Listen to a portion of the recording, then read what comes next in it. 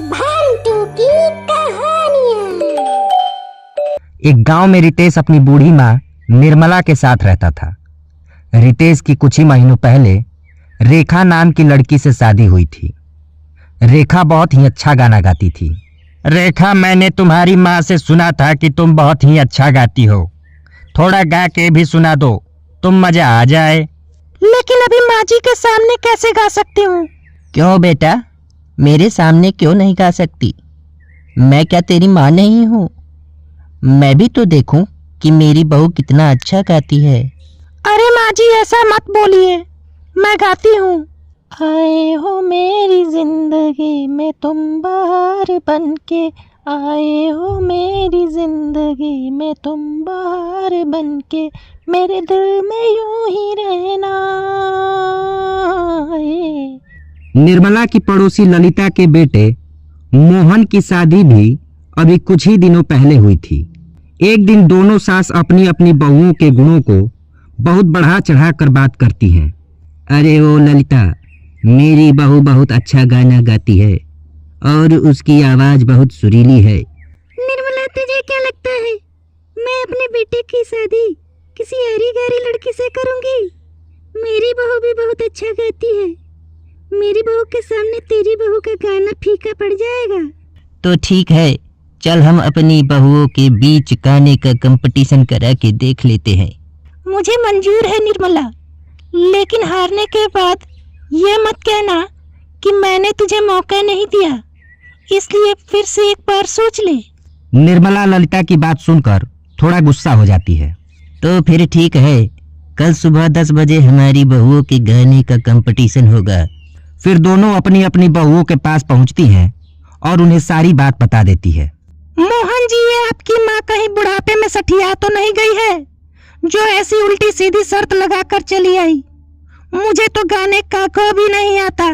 फिर अगले दिन निर्मला और ललिता दोनों अपनी अपनी बहुओं को लेकर आती हैं।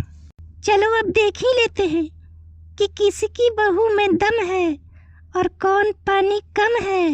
निर्मला, पहले तू अपनी बहू को बोल कि गाना गाए, नहीं तो फिर तू बोलेगी कि मैंने तुझे मौका नहीं दिया। निर्मला गुस्से में अपनी बहू से बोलती है, बेटी, इस ललिता को बहुत घमंड हो गया है, इसे तोड़ना ही पड़ेगा। अच्छे से गाना गा बेटी। ठीक है माँ जी। फिर रेखा गाना गाने लगती है। आवाज दो हमको, हम खो गए, कब नींद से जागे, कब सो गए। क्या बात है भाभी, कितनी मधुर आवाज है आपकी, सचमुच सुनकर मजा आ गया। ललिता, अब तेरी बहू की बारी है, हार मानना है तो मान ले, तुझे एक मौका और देती हूँ। अभी तूने मेरी बहू की आवाज सुनी ही कहाँ है, जो इतनी जल्दी फैसला ले लिया। चल बहुत जल्दी से बढ़िया सा गाना सुना और दिखा दे सबको कि तेरी आवाज कितनी सुरीली है। कोटुगी लहरी चमक चलो रानी, आशिक को ऐसे न तड़पाओ जानी। अरे वो नासपीटी कौए की तरह काम काम करना बंद कर अब, वरना मैं खुद अपने सिर के बाल नोच डालूंगी।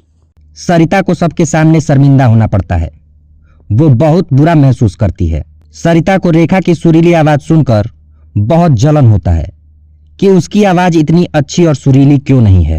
रेखा दीदी, आपकी आवाज तो सच में बहुत सुरीली है, क्या आप मुझे भी सिखा सकती हैं? हाँ हाँ, क्यों नहीं, इसमें कौन सी बड़ी बात है। अगले दिन से सरिता रोज रेखा के पास गाना सीखने जाने लगती है। ऐसे ही समय बीतता चला गया। कुछ दिनों बाद रेखा की तबीयत अचानक खराब हो जाती है और उसे अस्पताल में भर्ती करना पड़ता है, जहां डॉक्टर रितेश से कहता है, पिछले कुछ दिनों से उन्हें एक ऐसी दवा की डोज दी जा रही है जिससे उनके गले में ट्यूमर हो गया है, और मुझे नहीं पता कि उन्हें ये इस दवा की डोज क्यों दी जा रही थी। लेकिन डॉक्टर साहब, रेखा की तो कोई दवा ही नहीं चल रही थी। आप कैसे भी करके उसे ठीक कर दीजिए, आप पैसों की चिंता मत करिएगा।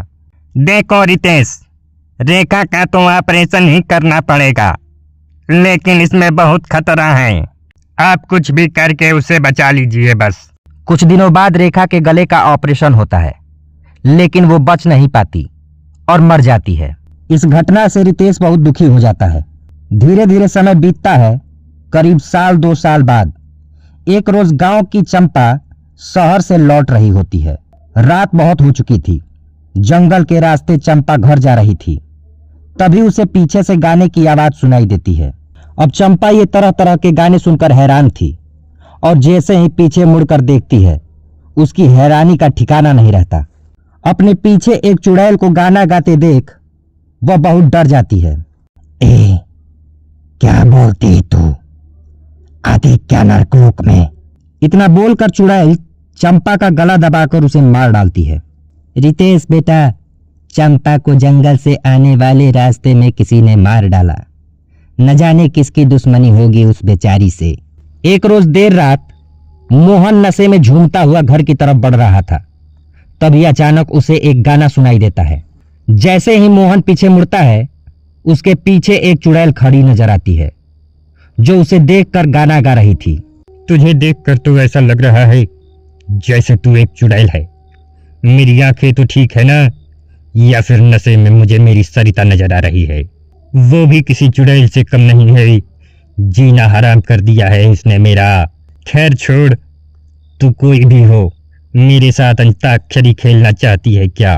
कहो ना प्यार है, कहो ना प्यार है। हंसे हंसे हम काले हैं तो क्या हुआ, दिल वाले हैं हम, तेरे तेरे तेरे चाहने वाले हैं। हम तो तेरे आशिक हैं सदियों पुराने, चाहे तू माने चाहे ना माने। नासे नासे नशा नशा, ऐसा नशा कि क्या बताऊं। तू हार गया, ऐसा कोई गाना नहीं है। अब तेरे मरने का वक्त आ चुका है। चुड़ैल उसका गला पकड़कर दबा देती है और उसे मौत के घाट उतार देती है। अगले सुबह गांव में एक और मौत की खबर आने से गांव वाले हैरान रह जाते हैं। सरिता मोहन की मौत से सदमे में चली जाती है। गांव में ऐसी मौतें देखकर तो पता लगता है कि ये किसी भूत प्रेत का काम है। हम सबको मिलकर किसी तांत्रिक बाबा के पास जाना चाहिए। अब गांव के कुछ लोग मिलकर तांत्रिक के पास जाते हैं और उसे सारी बात बता देते हैं। तांत्रिक आंखें बंद करके कुछ मंत्र बोलता है और फिर उनसे कहता है, वो किसी से कुछ नहीं चाहती, लेकिन उसके साथ बहुत गलत हुआ है। मेरी योग और साधना के बल पर मैं उस चुड़ैल को यहां तक खींच लाऊंगा, लेकिन इसके लिए मुझे एक यज्ञ करना पड़ेगा। बाबा, तो आप देर क्यों कर रहे हैं?